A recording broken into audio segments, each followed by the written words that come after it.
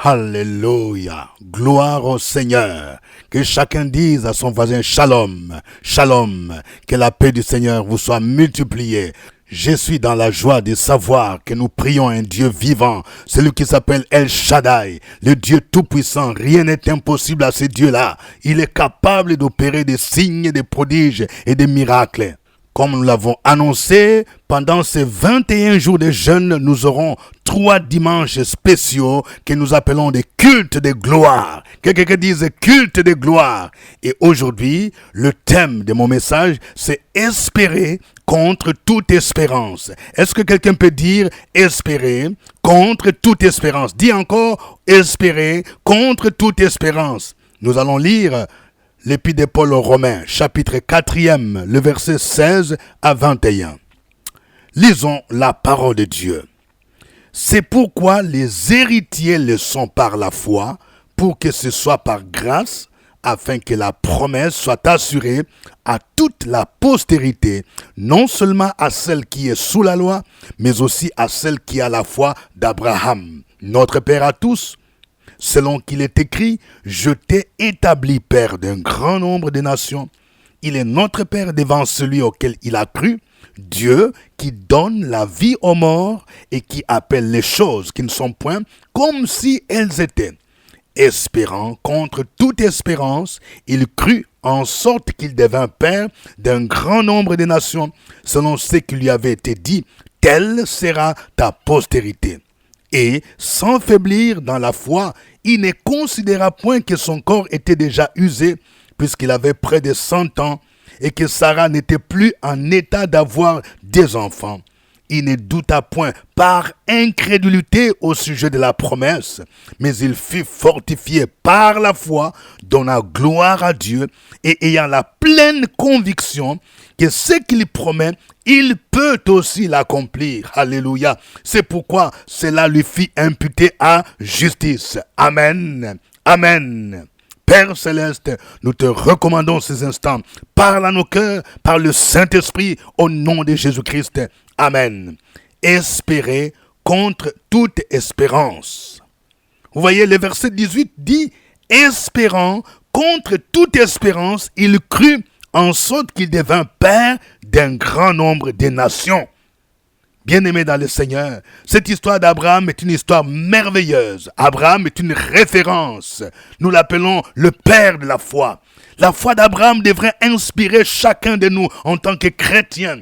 Oui, Abraham a espéré contre toute espérance. Nous vivons des situations difficiles où nous n'avons aucune solution. Nous avons des problèmes que même la science ne peut résoudre. C'est le cas de certaines maladies comme le cancer en phase terminale, les cancers de la prostate, les cancers de femmes dont l'âge dépasse 50 ans et surtout lorsqu'elles ont des fibromes qui nécessitent une opération chirurgicale. Pour la plupart des cas, les médecins vous diront qu'il n'y a pas de solution car le mal est avancé. Pour ceux qui cherchent l'enfantement, ils vous diront qu'il n'y a aucune chance d'avoir des enfants à moins que vous ne décidiez d'adopter un enfant. Je me souviens encore, il y a 10 ans en arrière, je priais avec un couple dont le médecin avait déclaré qu'ils ne pouvaient plus enfanter. Ils sont partis en France, à Paris, pour voir des spécialistes. Pour la première fois, ils ont dit qu'ils avaient autour de 10 à 15% de chances d'enfantement. Ils sont revenus pour la deuxième fois pour voir encore d'autres spécialistes.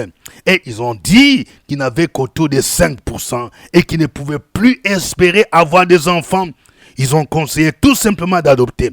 Quand ils sont rentrés ici en Côte d'Ivoire, nous avons prié ensemble. J'avais reçu une conviction qu'il y a un Dieu qui est capable d'opérer des miracles. Nous avons prié pour demander au Seigneur d'opérer les miracles. Alléluia. Et le Seigneur a exaucé la prière. Ils ont eu le premier enfant et un deuxième enfant. Et je leur ai recommandé de retourner en France pour voir les spécialistes et leur dire qu'il y a un Dieu qui est au-dessus de la science. Alléluia. Bien-aimés, ce dont nous parlons, ce n'est pas un mythe, c'est une réalité. Nous prions un Dieu réel, un Dieu des miracles, quelle que soit votre situation. Là où les gens te disent qu'il n'y a pas d'espoir, mais lui te dit, il y a l'espoir, c'est encore possible. Tu peux espérer contre toute espérance.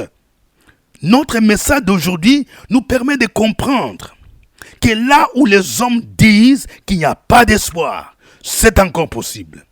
Et la clé qui nous permet d'espérer, de vivre ce miracle, d'expérimenter les miracles, ça s'appelle la foi. Nous allons voir 3 éléments dans notre message d'aujourd'hui. Nous verrons d'abord que signifie espérer contre toute espérance. Ensuite, nous verrons les éléments dans la vie d'Abraham qui montraient qu'il n'y avait plus d'espoir, humainement parlant. Et enfin, nous allons voir en 3e position comment nous pouvons espérer contre toute espérance. Voyons d'abord notre premier point. Que signifie espérer contre toute espérance? Parce que ce texte dit au verset 18, « Espérant contre toute espérance, il crut en sorte qu'il devint père d'un grand nombre de nations, selon ce qui lui avait été dit, telle sera ta postérité. » Abraham a espéré contre toute espérance. Qu'est-ce que ça veut dire? Espérer contre toute espérance voudrait dire espérer là où toutes les circonstances indiquent qu'il n'y a plus d'espoir. Là où les paramètres indiquent qu'il n'y a plus d'espoir humainement parlant. Je vais relire ce passage dans la version Parole vivante. Romains 4, 18 à 19. Il est dit, « Là où toute espérance paraissait insensée, il a espéré et s'est cramponné avec foi à cette promesse.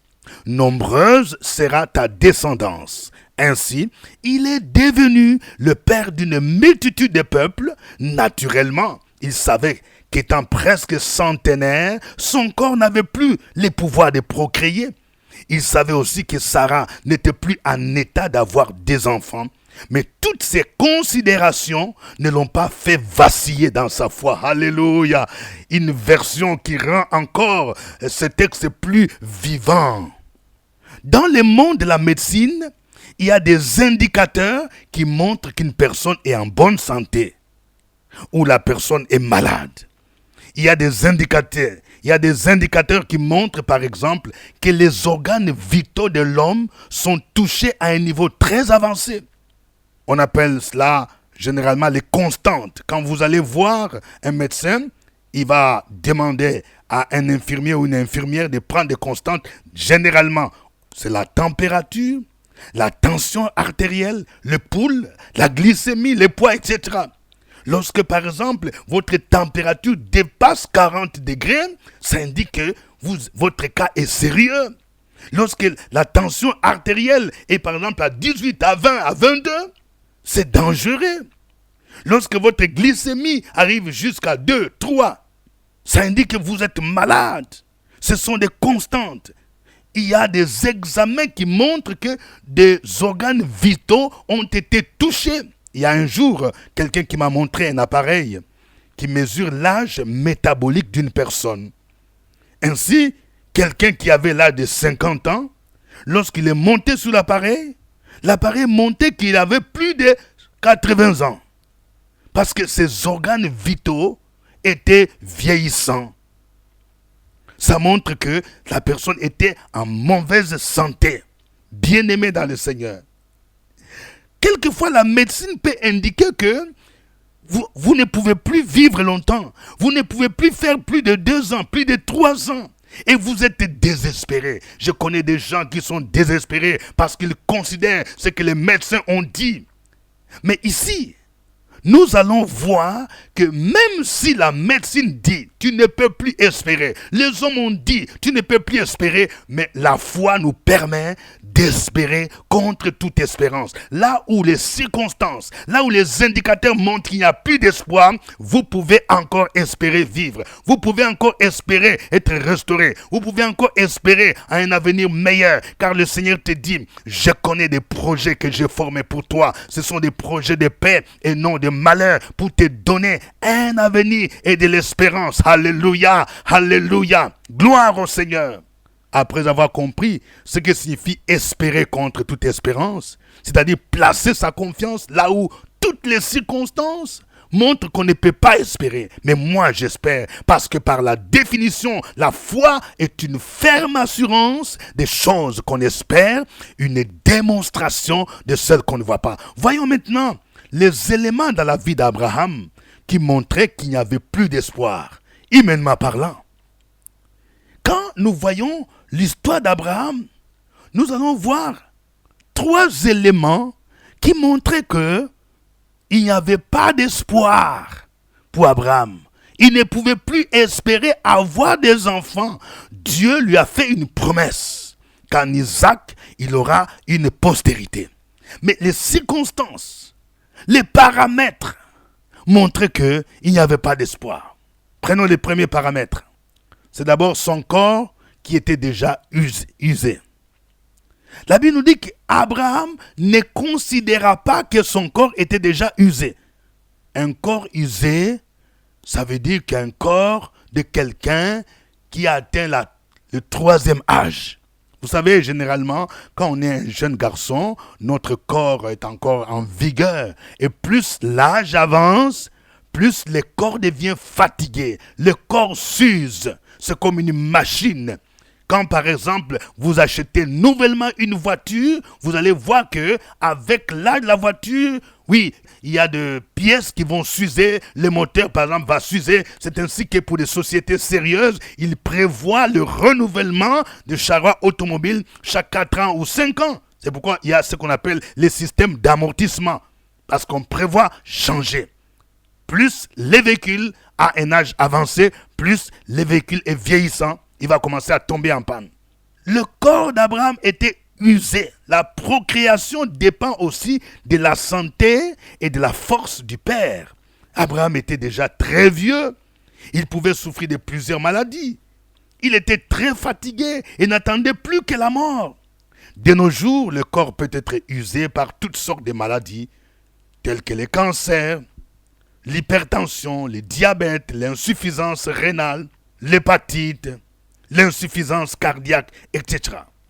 Les femmes sont très désespérées lorsqu'elles sont opérées à plusieurs reprises pour extraire les fibromes par exemple. Lorsqu'elles subissent la chimiothérapie pour soigner les cancers des seins, ces maladies usent les corps et empêchent l'enfantement. Certaines de ces maladies, comme les cancers, le diabète, sont déclarées incurables et sont mortelles. Et ceux qui en souffrent ne peuvent plus espérer en la guérison, selon la médecine. Deuxième élément qui pouvait faire qu'Abraham soit désespéré, c'est son âge. Il avait près de 100 ans.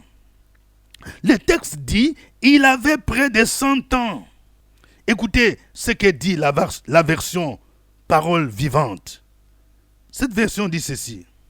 Là où toute espérance paraissait insensée, il a espéré et s'est cramponné avec foi à cette promesse. Nombreuse sera ta descendance. Ainsi, il est devenu le père d'une multitude de peuples. Verset 19. Naturellement, il savait qu'étant presque centenaire, son corps n'avait plus le pouvoir de procréer. Vous entendez? Un centenaire. C'est un homme, si on peut dire, de 4e âge à 100 ans aujourd'hui. Si on voit quelqu'un aller quelque part pour dire oui, je cherche l'enfantement, les gens vont se moquer de vous. Les gens vont dire, mais qu'est-ce que ce vieux veut? À 100 ans, tu es devenu vieux, tu es fatigué. Qu'est-ce que tu cherches encore? En Côte d'Ivoire, à cet âge, on va dire que tu es pépé, grand pépé.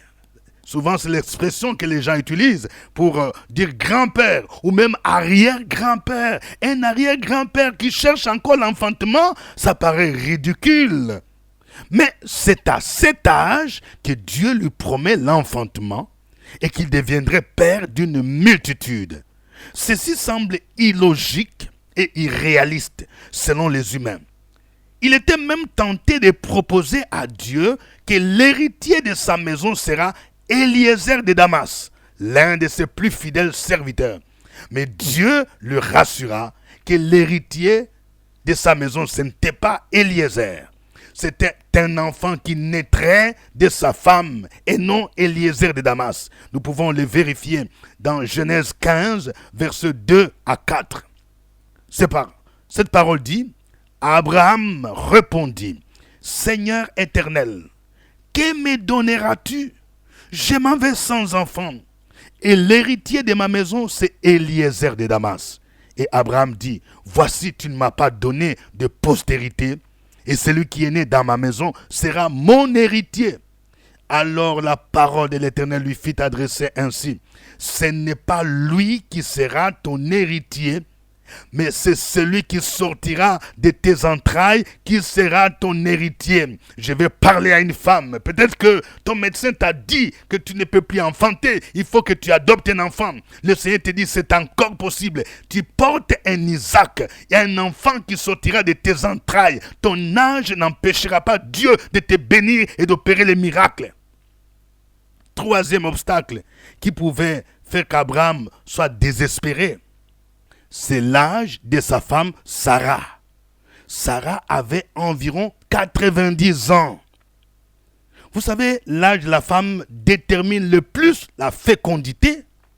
Généralement, à l'âge de 40 ou 50 ans, la femme atteint ce qu'on appelle la ménopause. Et la médecine la déclare incapable de concevoir, incapable de procréer, à cause de la baisse naturelle des hormones sexuelles. C'est aussi pendant cette période où certaines pathologies ou des maladies se développent le plus dans la vie de la plupart des femmes. On peut citer les maladies cardiovasculaires, les maladies du cœur, qui peuvent souvent survenir en raison des changements hormonaux et du vieillissement. C'est à cet âge que souvent beaucoup de femmes commencent à souffrir des problèmes de cœur. C'est à juste raison que Paul dit que Sarah n'était plus en état d'avoir des enfants à l'âge de 90 ans. Plusieurs femmes sont inquiètes lorsque leur âge est avancé. Lorsqu'elles approchent 40 ans ou lorsqu'elles dépassent cet âge sans être mariées ou sans enfanter, elles sont désespérées. Peut-être que c'est votre cas, vous qui m'entendez aujourd'hui. Certaines acceptent même d'être maîtresses des hommes mariés car elles n'espèrent plus au mariage. Je vais te dire, même à l'âge de 50 ans, tu peux encore trouver un mari. Ne sois pas désespéré. Malgré les corps usés, son âge avancé et l'âge de sa femme, Abraham n'a pas faibli dans la foi. Il a espéré contre toute espérance. Là où les circonstances montraient qu'il n'y avait pas d'espoir, mais il a espéré.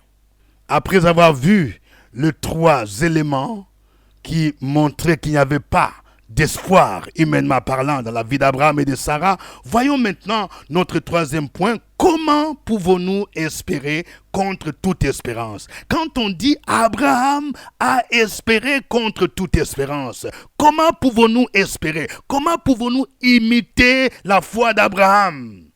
Nous allons voir 4 éléments pratiques, 4 choses que nous devons faire lorsque nous espérons contre toute espérance. Le premier élément, c'est que nous devons croire que Dieu donne la vie aux morts et appelle les choses qui ne sont point comme si elles étaient. Le texte de base que nous avons lu au début nous dit au verset 17, « Je t'ai établi père d'un grand nombre de nations. Il est notre Père devant celui auquel il a cru, Dieu qui donne la vie aux morts et qui appelle les choses qui ne sont point comme si elles étaient. » Alléluia. Gloire à Dieu. Je ne sais pas si vous réalisez ce que ce Dieu-là est. On dit Dieu donne la vie aux morts et appelle les choses qui ne sont point comme si elles étaient. La foi d'Abraham est une foi qui croit en un Dieu qui ressuscite les morts.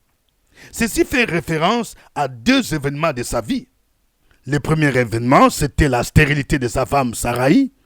Saraï, femme d'Abraham, était stérile et n'enfantait pas. Son enfantement était en quelque sorte mort.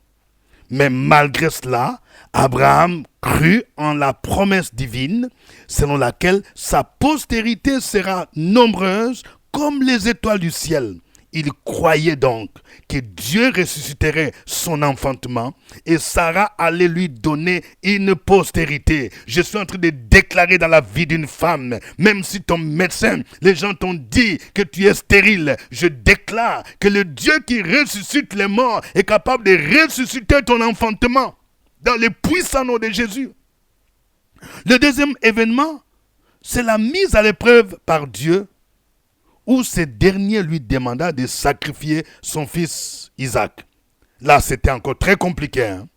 La Bible dit, quand nous lisons Hébreux chapitre 11, les versets 17 à 19, Hébreux 11, 17 à 19, il est écrit, « C'est par la foi qu'Abraham offrit Isaac lorsqu'il fut mis à l'épreuve et qu'il offrit son fils unique, lui qui avait reçu les promesses, et à qui il avait été dit, en Isaac sera nommé pour toi une postérité. » J'aime bien le verset 19. Écoutez, il pensait que Dieu est puissant même pour ressusciter les morts. Vous entendez?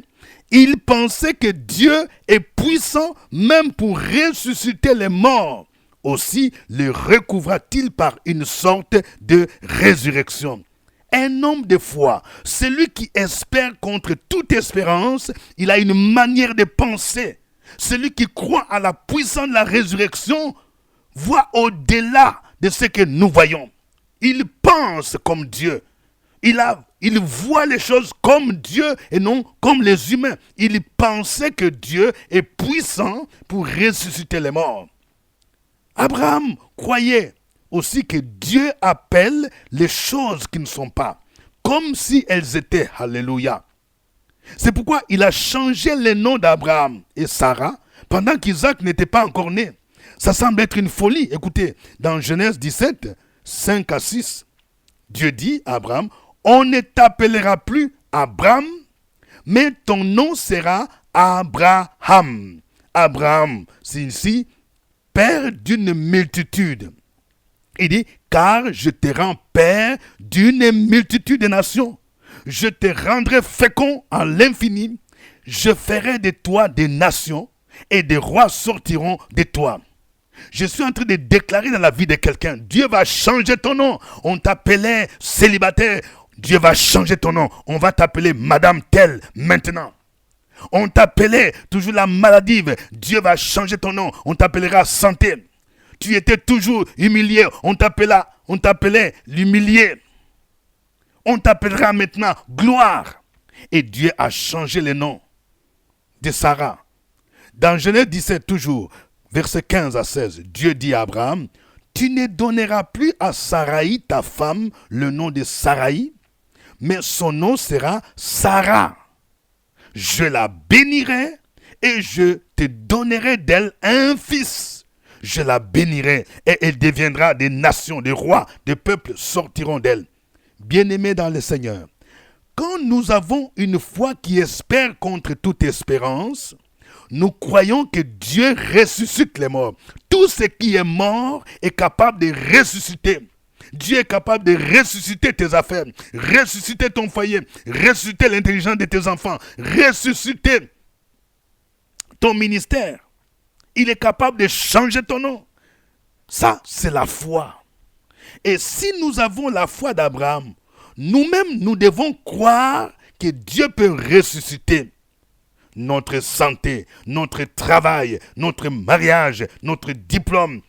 Il peut appeler les enfants qui ne sont pas dans notre foyer comme s'ils étaient.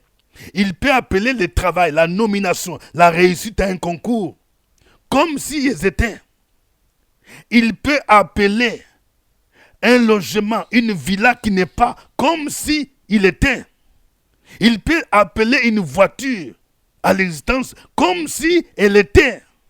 Et nous-mêmes, nous devons adopter le langage de Dieu en appelant les choses qui ne sont pas comme si elles étaient. Tu peux commencer à dire, j'appelle mon mariage à l'existence alors qu'il n'y a pas encore de mari. Tu peux dire, j'appelle mon enfant, je peux l'appeler Junior, je peux l'appeler Yao, je peux l'appeler. Tu l'appelles comme s'il existait. J'appelle à l'existence mon terrain comme s'il était, il existait. J'appelle à l'existence mon visa comme s'il était. J'appelle, oui, mon diplôme.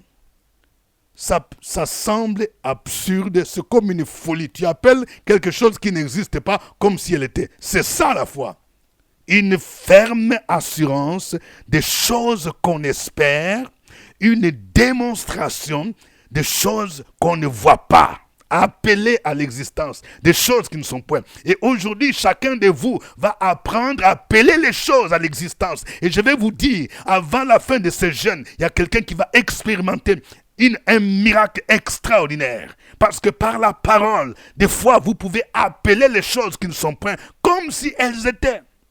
Nous avons bien d'autres cas qui montrent que notre Dieu a le pouvoir de ressusciter les morts. Nous pouvons encore parler du cas de Lazare. Nous connaissons tous dans Jean chapitre 11. Lazare était mort. Il avait fait 4 jours dans les tombeaux. Quand Jésus est venu au tombeau de Lazare, il a demandé à ses sœurs d'ôter la pierre. Et Marthe pouvait dire, il sent déjà. Mais Jésus va dire, ne t'ai-je pas dit que si tu crois, tu verras la gloire de Dieu. Écoutez, je vais vous dire une chose. Dieu permet souvent que notre situation pourrisse, sente, c'est-à-dire ça arrive à un niveau, on peut dire, on ne peut plus récupérer. Vous savez, lorsque par exemple vous avez une nourriture avariée, par exemple lorsque vous avez laissé au réfrigérateur une viande et que la viande a fait plus, je ne sais pas, d'1 mois, très souvent ce qui arrive, la viande est pourrie. Et à un certain niveau, vous ne pouvez plus faire quoi que ce soit, même si vous cherchez à mettre des épices, non, on jette. Dieu permet souvent que notre situation pourrisse, pour qu'on dise à ce stade-là, on ne peut plus rien faire. Lazare a commencé à pourrir selon ses sœurs. Il sent déjà.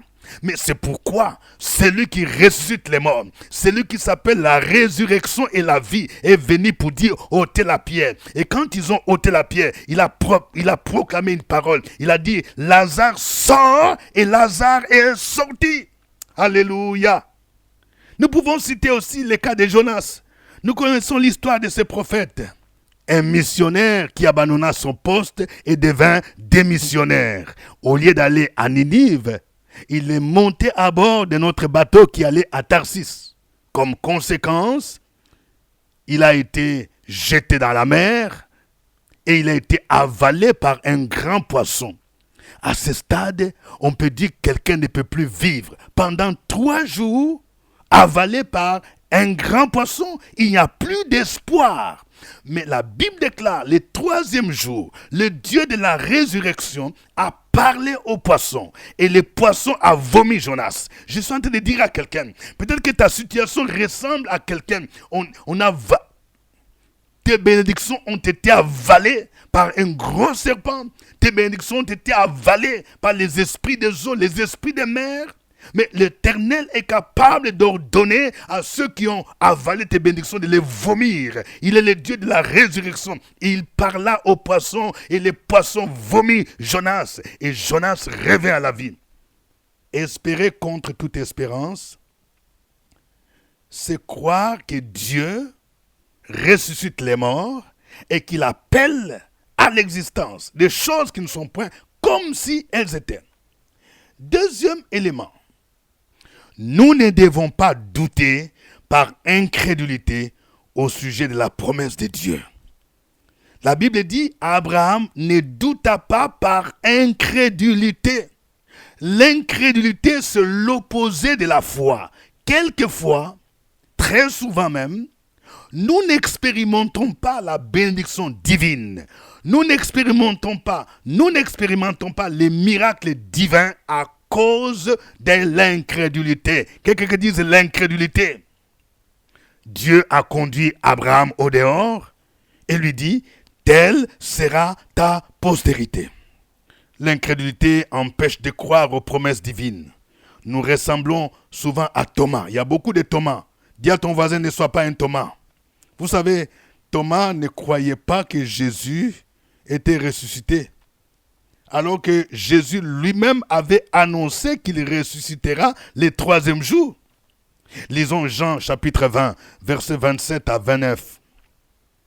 Puis il dit à Thomas, avance ici ton doigt, regarde mes mains avance aussi ta main et mets-la dans mon côté. Ne sois pas incrédule, mais crois. Thomas lui répondit, mon Seigneur et mon Dieu. Jésus lui dit, parce que tu m'as vu, tu as cru. Heureux ceux qui n'ont pas vu et qui ont cru. Il y a beaucoup de chrétiens Thomas aujourd'hui. Vous savez, je vais vous dire pourquoi, surtout dans le christianisme africain, les gens aiment aller auprès des pasteurs ou des prophètes qui vendent par exemple de l'huile, les sels. Parce que dans la tradition africaine, les gens sont habitués à toucher à quelque chose. À toucher à une statue, à voir quelque chose. Quand on dit Jésus est ressuscité, notre Dieu est vivant, ils ont tendance à douter. Ils veulent voir un Dieu qu'on touche. C'est ainsi que si vous allez vous dire, bon voilà, moi je suis en train de vendre des mouchoirs, je vends des bouteilles d'huile, je vends des bouteilles de sel, il faut acheter. Il y a même des gens qui achètent à très cher. Ça, ce n'est pas la foi. Pour croire, Thomas devait toucher Jésus, il devait le voir. Mais la Bible dit, Abraham ne douta pas par incrédulité. Le troisième élément dans la vie d'Abraham que nous devons imiter, nous devons être fortifiés par la foi en donnant gloire à Dieu. Que quelqu'un dise fortifiés par la foi en donnant gloire à Dieu. La foi nous fortifie dans la mesure où elle s'appuie sur les promesses de Dieu. La foi est une confiance basée sur les caractères et les promesses de Dieu. Lorsque nous regardons aux circonstances, nous ne pouvons que nous sentir découragés. Mais lorsque nous regardons à Dieu et que nous considérons ses promesses, nous reprenons courage.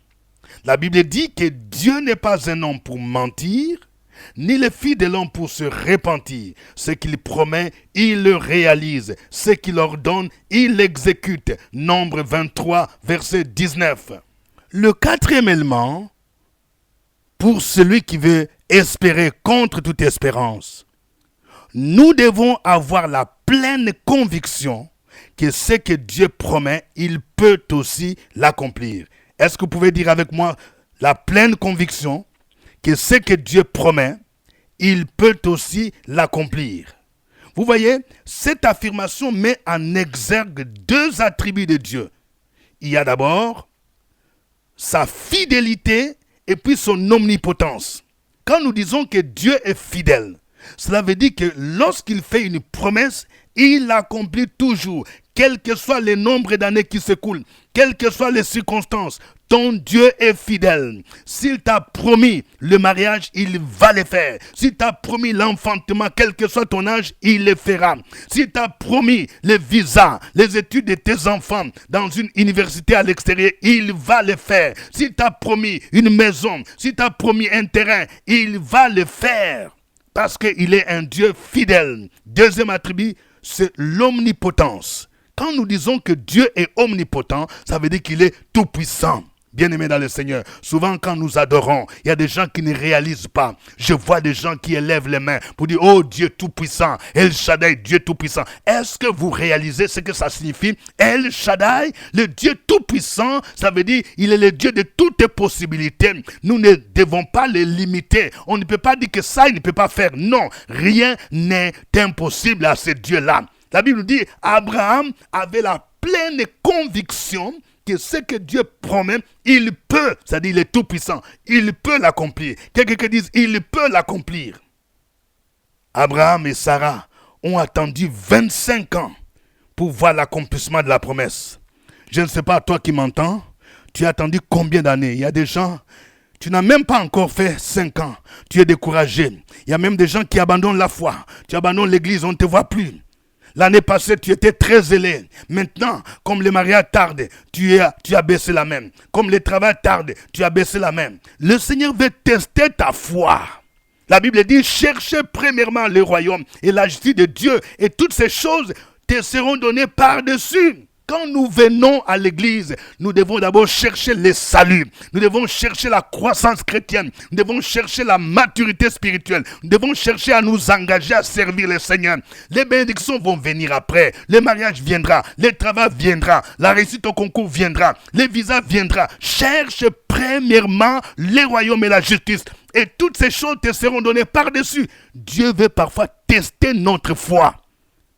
C'est pourquoi, en attendant l'accomplissement de la promesse, nous devons avoir une attitude de persévérance. Quelqu'un dit persévérance. Hébreux chapitre 10, versets 35 à 37. Hébreux 10, 35 à 37 dit « N'abandonnez donc pas votre assurance à laquelle est attachée une grande rémunération, car vous avez besoin de persévérance, afin qu'après avoir accompli la volonté de Dieu, vous obteniez ce qui vous est promis.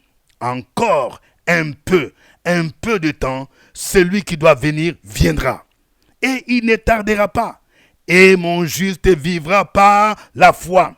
Mais s'il se retire, mon âme ne prend pas plaisir en lui. Vous entendez? Mon juste vivra par la foi. Et Habakkuk précise, mon juste vivra par sa foi. Nous avons besoin de foi. Celui qui a la foi doit persévérer. Donc nous ne devons pas abandonner notre assurance à laquelle est attachée une grande rémunération.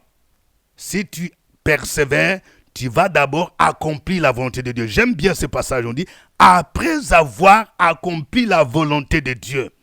Toi qui attends la bénédiction divine, est-ce que tu as déjà accompli la volonté de Dieu pour que Dieu te donne ce que tu espères? Pour que Dieu accomplisse sa promesse. On dit, après avoir accompli la volonté de Dieu, vous obteniez ce qui vous est promis.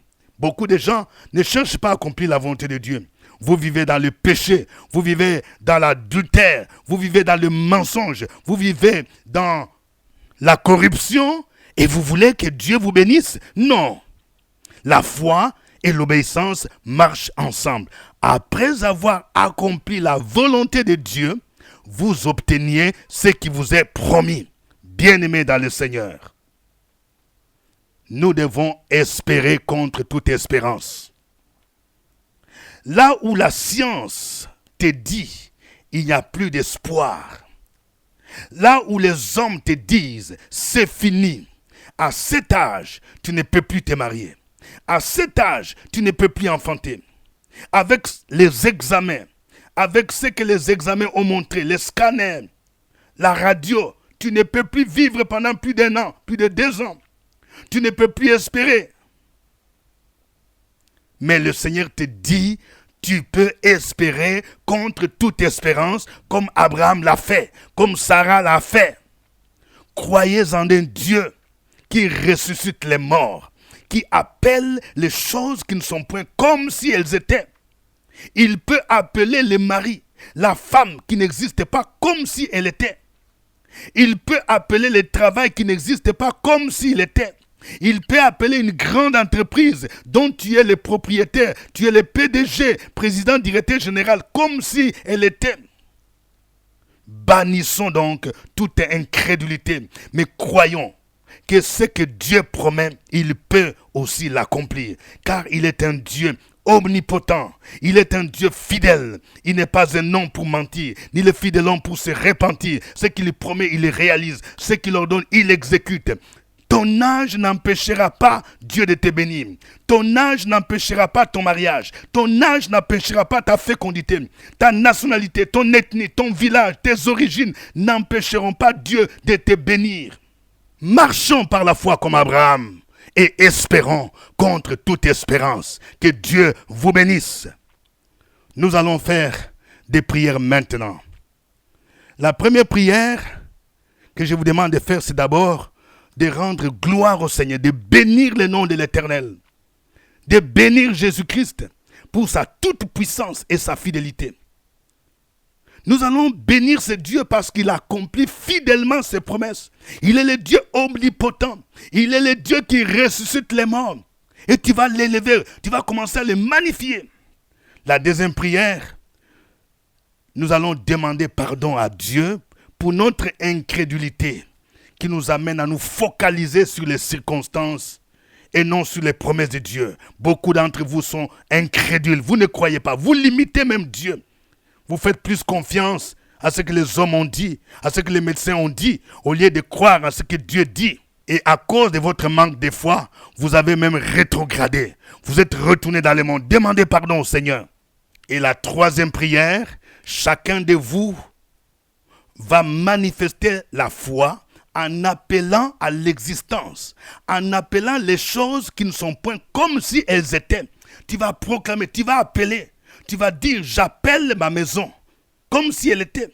J'appelle mon travail comme si il était.